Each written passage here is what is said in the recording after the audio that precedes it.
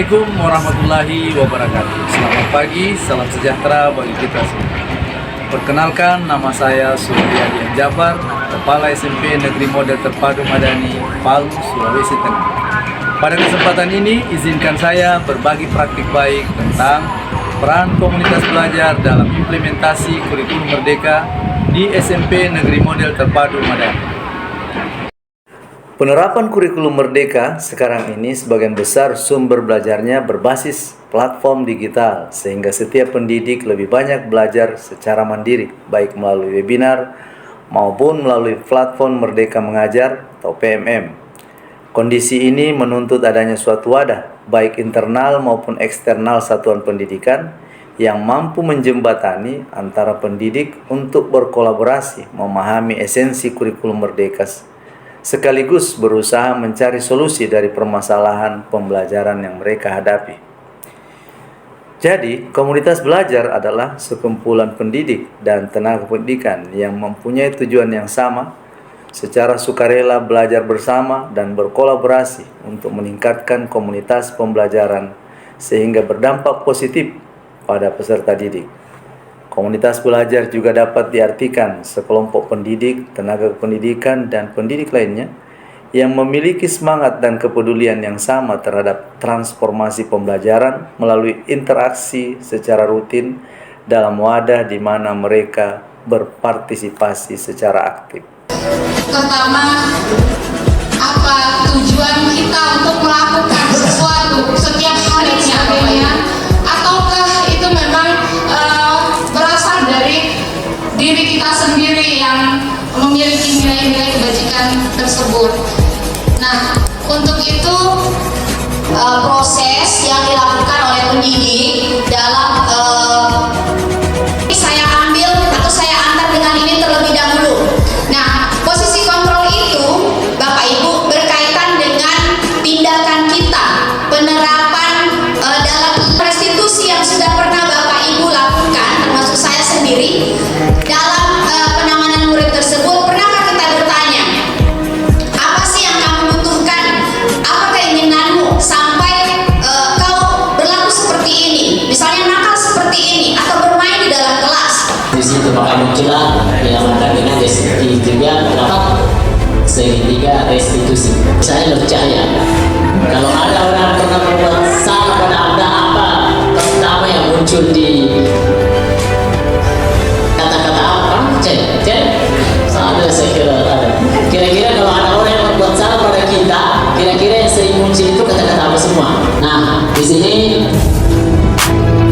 kita lihat dulu pengertian restitusi. Jadi tadi disampaikan beberapa pengertian restitusi. Ini adalah yang penuhnya sendiri dosen tahun 2004 melihat ciri restitusi bukan untuk ya, ini rapor pendidikan akan muncul seperti ini, kita klik saja sudah langsung diarahkan masuk sudah. Saya karena sudah langsung sudah masuk. Ini gambaran sekolah kita, sekolah SMP Negeri Model Terpadu Madani. Selanjutnya untuk yang kelima ini sudah masuk pada tahap inti, memutuskan visi misi tersebut. Jadi ini sudah warga sekolah dan stakeholder. Termasuk setelah dirumuskan sosialisasi. Setelah itu yang akhir tentu evaluasi.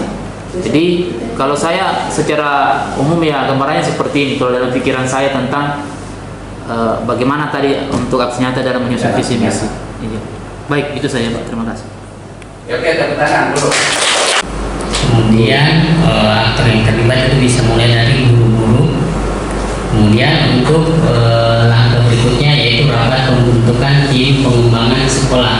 Mungkin kita bisa mengusulkan yang terlibat itu warga sekolah, bisa kita dulu dengan Pak. Oke, terima kasih. Mungkin ada saran dan masukan.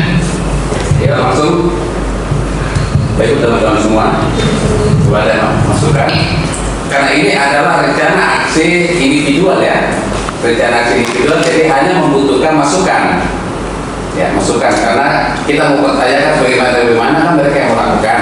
Ya, ini maksudnya. Jadi hanya kita bisa memberikan saran atau masukan, tidak ada yang salah di situ. ada. Nah, untuk kegiatan yang direncanakan ini pertama saya mengadakan rapat untuk seluruh pihak sekolah.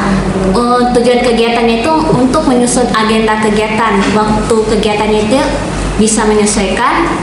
Terus aktor yang terlibat ini ada kepala sekolah, bagian-bagian urusan, guru dan staf tata usaha. Yang pertama, jika bisa dilihat di situ kegiatan yang direncanakan, yang pertama yaitu berkoordinasi dengan rekan guru, para urusan-urusan dan kepala sekolah. Dan selanjutnya yaitu yang diperlukan adalah mengumpulkan data yang diperlukan untuk perumusan visi dan misi.